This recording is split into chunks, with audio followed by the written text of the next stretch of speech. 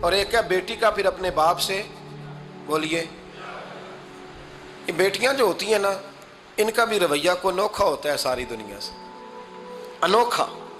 میں کبھی کبھی کچھ ایسی باتیں کرنے کو دل کر جاتا ہے کہ جو کر گزرتے ہیں.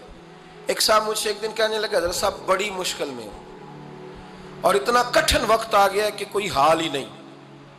میں نے ان سے کہا کہ اپنی اماں سے دعا کراؤ, مسئلہ ٹھیک ہو جائے گا. کہنے لگا اماں تو انتقال کر گئی. تو میں نے کہا بہن سے دعا کراؤ. کہنے لگا بہن دور رہتی ہے. تو میں نے کہا پھر بیٹی سے کرا لو. آپ یقین کریں اللہ کے گھر میں بیٹھا ہوں, رمضان کا مہینہ مجھے تیسرے دن ملا. کہنے لگا حضرت صاحب الحمدللہ اللہ نے میری مشکل آسان کر دی. کہنے لگا یہ نسخہ آپ نے بڑا عجیب بتایا, پیر تو اس قسم کی باتیں نہیں نہ بتاتے. پیروں نے تو آپ کو پتا ہے دعائیں قید کر کے رکھتے, صرف ہماری قبول ہونی ہے. کہنے لگے آپ ان کا میرے ساتھ ارادت کا رشتہ ہے. کہنے لگے آپ کس طرح کے پیر ہیں کہ آپ نے مجھے پلٹ کے کہہ دیا کہ اماں سے, بہن سے, بیٹی سے. تو میں نے کہا اصل بات یہ ہے کہ میں کبھی تھکا بھی ہوتا ہوں, کبھی کسی رنگ میں بھی ہوتا ہوں, اور کئی دفعہ اب تو یہ حال ہو گیا ہے کہ رونا آئے بھی تو روتے نہیں کہ لوگ تماشا نہ سمجھیں. کئی دفعہ آنسو چھپانے بھی پڑتے ہیں کہ لوگ اس کو اداکاری اور فنکاری ہی نہ سمجھنے لگ جائیں. تو میں نے کہا یہ جو بیٹی ہوتی ہے نا, یہ جو بہن ہوتی ہے, یہ جو ماں ہوتی ہے, اس کو اشارتاً بھی آپ کان میں کہہ دینا مشکل میں ہوں تو یہ رات کو رو رو کے مصلی بھگو دیتی. یہ رو رو کے دعا مانگتی ہے بیٹے کے لیے, بھائی کے لیے, باپ کے لیے. اس کا رنگ ہر بیٹی پیار کرتی ہے.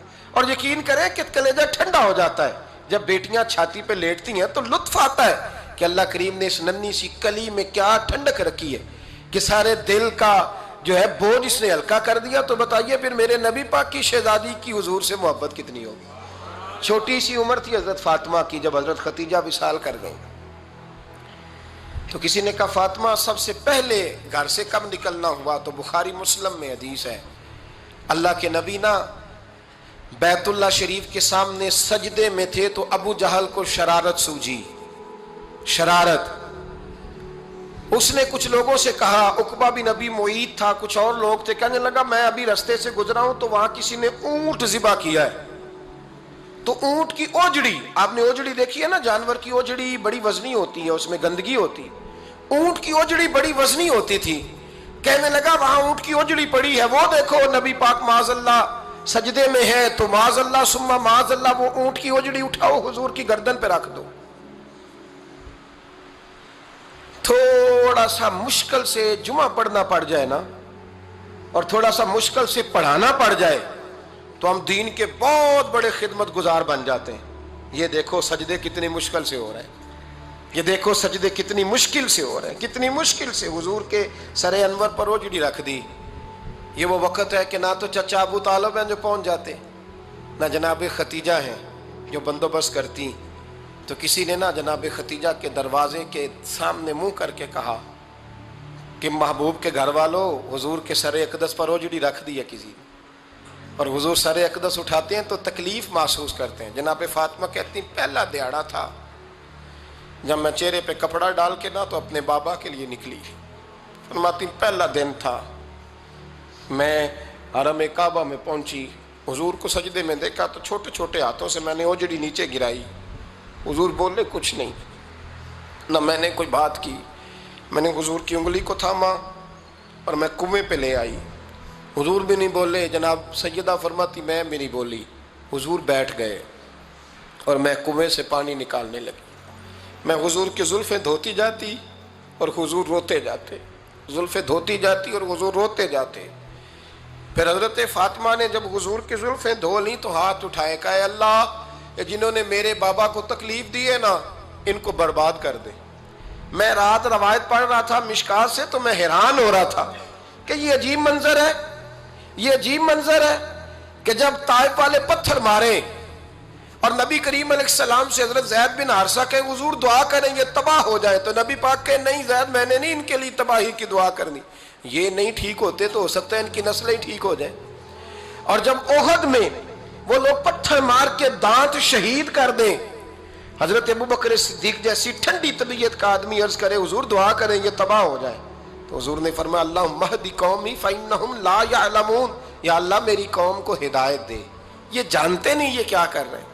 حضور نے کبھی بھی کسی کے لیے دعائے ضرر نہ فرمائی. لیکن آج یہ عجیب منظر ہے، شاید یہ واحد وہ وقت ہے کہ جناب فاطمہ الزہرا نے جب کہا نا کہ اے اللہ انہیں برباد کر دے، انہوں نے آج میرے والد کو تکلیف دی ہے، حضرت فاطمہ کی دعا سن کے تو حضور نے بھی ہاتھ اٹھائے، کہا اے اللہ جیسے میری بیٹی کہتی ہے نا ویسے ہی کر دے، اللہ کر دے انہیں برباد. فاطمہ جیسے کہتی ہے ویسے، اللہ کرے آپ کو سمجھ آئے میری بات کی، کہ وہاں جہاں شدید تکلیف دی گئی وہاں حضور نے کسی کے لیے ایسی دعا، اور یہاں فرمایا اللہ جیسے فاطمہ کہتی ہے ویسے. اللہ اکبر. حضرت عبداللہ ابن مسعود کہتے ہیں کہ وہ دعا بھی میں نے سنی، اور پھر میں نے ان سب لوگوں کو جن کے لیے جناب سیدہ نے دعا کی تھی، ان سب کو پھر میں نے بدر میں کٹتے ہوئے بھی دیکھا، میں نے ان کی لاشوں پر گھوڑے چلتے ہوئے بھی دیکھے، پھر میں نے دیکھا کہ صحابہ انہیں گھسیٹ کر کنووں میں ڈال رہے تھے، میں غور سے دیکھ رہا تھا اور ان کے چہرے پہچان رہا تھا. تو مجھ سے کسی نے کہا عبداللہ تم کیا غور کر رہے ہو؟ تو میں نے کہا میں غور کر رہا ہوں یہ وہی ہیں سارے جن کے لیے سیدہ فاطمہ نے دعا کی تھی کہ یہ برباد ہو جائے، یہ وہی ہیں میرے رسول کریم علیہ السلام کی ہر تکلیف کو جناب فاطمہ نے اپنی تکلیف سمجھا. ہر تکلیف کو، جب انسان کے دائیں بائیں کچھ لوگ ہوتے ہیں نا اس کے دکھ بھی سمجھنے والے، سکھ سمجھنے والے لوگوں کی تعداد لمبی چوڑی ہوتی ہے. ہمارے زمانے میں ہمارے ہر آدمی کے ساتھ ذاتی مطالبات ہیں، ذاتی، تو جب تک وہ میرا مطالبہ پورا کرتا رہتا ہے میرا اس سے پیار رہتا ہے، اور جب وہ میری خواہشات پوری کرنی چھوڑ دیتا ہے پھر میرا اس سے کوئی رشتہ نہیں رہتا. میرے عزیز حضرت فاطمہ الزہرا کا کمال یہ ہے کہ انہوں نے میرے محبوب کا دکھوں میں ساتھ دیا، حضور کی تکلیف پر وہ تکلیف میں آتی، پریشان ہوتی. یہاں سے بات چلی 4-5 سال عمر مبارک تھی. حضرت فاطمہ کی کل عمر 29 سال ہوئی ہے. 15 سال یا کچھ زیادہ آپ کی عمر تھی جب حضور نے بیاہ کر دیا تھا. ہم لوگ سمجھتے ہیں کہ شاید اب آپ 30 سال کے بچے کو کھڑا کر کے کہیں کہ دین کی کوئی بات کر، کوئی تکلیف برداشت کر، تو کہتے ہیں میں تو ابھی بچہ ہوں. یعنی 29 سال کی عمر ہوئی ان کی. چلیں جس نے زیادہ لکھی ہے اس نے 32-33 لکھ دی ہوگی، 40 تک کوئی بندہ نہیں گیا. لیکن میں جس روایت پر زیادہ اعتماد کرتا ہوں ان راویوں نے 29 سال عمر حضرت فاطمہ کی، اور ڈھیر سارے محدثین نے لکھی. یارو حیرانگی کی بات ہے نا، اس 29 سال کی عمر میں انہوں نے حضور کا بھی کھول کے ساتھ دیا، مولا علی کا گھر بھی پورا آباد کیا، اپنے شہزادوں کی تربیت کر کے میدان کربلا بھی سارا سجا دیا، دنیا کا انقلاب برپا کر دیا. 29 سال کی عمر میں کام کرنا ہو تو سال تھوڑے بھی بڑے ہوتے، اور نہ کرنا ہو تو پھر تو 80 سال کے بچے بھی میں نے دیکھے ہیں. بزرگ مجھ سے ناراض نہ ہو جائیں، اللہ مجھے بے ادبی سے بچائے، میں صحیح کہہ رہا ہوں. میں نے 80 سال کے بچے بھی، آپ نے بڑے تب ہونا ہے جب آپ نے نفسیاتی طور پہ بڑے ہونا ہے، لیکن آپ کی عمر ہو گئی ہو 70 سال لیکن تصویروں کی خواہش ابھی بھی نہ جاتی ہو، ابھی بھی پروگرام بنتا ہو کہ کوئی بندہ مل جائے تو بریانی کھانے جائیں لاہور، ابھی بھی آپ اس سے نکلے نہ ہوں اس کیفیت سے، ذوق شوق ابھی وہی ہو. اس کا مطلب یہ ہے کہ قد بڑا ہوا، عمر بڑی ہوئی، لیکن ذہنی اور نفسیاتی طور پر وہ پختگی نہیں آئی جس کی ضرورت تھی. ہمیں ذہنی طور پر پختہ ہونا چاہیے. میری بات پر توجہ کریں گے آپ حضرات اور غور کریں گے. نبی کریم علیہ السلام کی تکلیفوں میں انہوں نے ساتھ دیا. ایک تو یہ اوجڑی اتاری تو پھر یہ وقت بیتتا گیا. ایک حدیث کے راوی مولا علی شیر خدا ہے، امام صاحب نے لکھی ہے. نبی پاک نے نا دین کے لیے بڑی مشقت کی، جد و جہد کی. حضرت فاطمہ چھوٹی عمر سے دیکھتی آ رہی تھی حضور کو کام کرتے. حضور کی عادت مبارکہ تھی جب سفر پہ تشریف لے جاتے تھے تو سب سے آخر میں سیدہ فاطمہ کے گھر جاتے، واپس آتے تو سب سے پہلے سیدہ فاطمہ کے گھر جاتے. مولا علی کہتے ہیں ایک دن میں نے عجیب نظارہ دیکھا. نبی کریم علیہ السلام سفر سے واپس آنے والے تھے. میں نے حضرت فاطمہ کو اطلاع دی کہ حضور آج پہنچ جائیں گے، تو انہوں نے گھر سارا صاف کیا، سجایا، سنوارا، کھانا پکایا. لیکن فرماتی ہیں جیسے ہی حضور اندر داخل ہوئے نا گھر کے، جناب فاطمہ نے حضور کا چہرہ دیکھا تو ہاتھ پکڑ کے چومنے لگی. اور کہتے ہیں جب انہوں نے سر اٹھایا تو ان کا چہرہ سارا آنسوؤں سے بھرا ہوا تھا. رسول کریم نے بیٹی کے سر پہ ہاتھ رکھا، بٹھا لیا. فرمایا فاطمہ بیٹے رونے والی تو بات کوئی نہیں تھی، کیوں رو پڑی ہو؟ تو عرض کرنے لگی محبوبہ میں بچپن سے دیکھ رہی ہوں محنت کرتے، جد و جہد کرتے، مشقت کرتے، یا رسول اللہ آج آپ آئے ہیں تو آپ کے چہرے پر تھکاوٹ کے آثار ہیں، حضور وجود تھکا ہوا ہے۔ یا رسول اللہ میں نے ساری زندگی آپ کو کام کرتے دیکھا ہے، مدینے والے حبیب مجھے بتا تو صحیح کام کب تک کرنا ہے؟ کو وقت آئے گا جب آپ کی کمر بھی بستر سے لگے، کو ٹائم آئے گا آپ گھر میں بیٹھیں من پسند غذائیں کھائیں، حضور کب تک یہ جد و جہد کرنی ہے، کب تک یہ کام ہوگا؟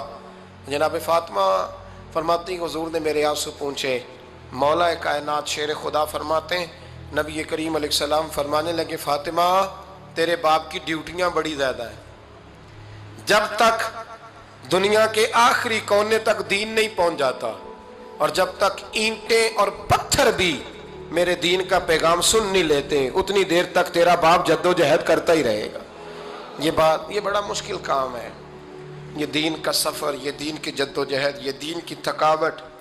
آپ اپنی مرضی نہیں کر پاتے، لوگ اپنی مرضی کے ساتھ جی نہیں پاتے جو اس رستے کے مسافر ہوتے ہیں، وہ دین کی پراپرٹی ہوتے ہیں، انہیں دین کے مطابق چلنا پڑتا ہے۔ تو جناب فاطمہ نے وہ سارے رنگ دیکھے رسول کریم علیہ السلام کی حیات مبارکہ کے، پھر یہ ساری کیفیت جب دیکھی نا کہ حضور اتنی محنت کرتے ہیں تو پھر جناب فاطمہ کو میرے نبی کی امت سے پیار بڑا ہو گیا صلی اللہ ہو، سمجھیے گا اس بات کو، امت مسلمہ سے حضرت فاطمہ کو بڑا۔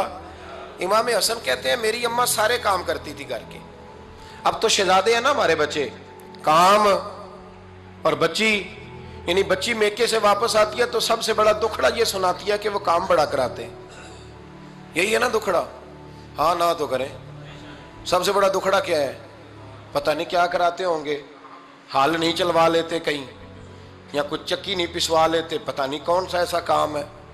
اور آپ ناراض نہ ہو جانا، میں بھی بیٹی کا باپ ہوں، میں بھی بہنوں کا بھائی ہوں، میں بھی اس بات کو سمجھتا ہوں، لیکن ایک بات ذہن میں رکھنا کہ یہ بات نہیں ہے کوئی کرنے والی کہ سارے بچی کے ماں باپ جمع ہو کے پہنچ جاتے ہیں ہماری بچی جی کام بڑے کرتی ہے، مثلاً کیا کرتی ہے، کیا کرتی ہے وہ؟ آؤ میں بتاؤں میرے مصطفیٰ کی بیٹی کیا کرتی تھی۔ میں نے سینکڑوں دفعہ یہ بات کی ہے اور میرا دل کرتا ہے روزانہ کروں، پھر کرتا ہوں۔ دنیا میں کوئی اتنا غریب ہے جس کی بیٹی اتنا کام کرے کہ ہاتھوں پہ چھالے پڑ جائیں؟ ہے کوئی اتنا غریب تو اٹھ کے بتائے کہ میری بیٹی سسرال میں اتنا کام کرتی ہے کہ چھالے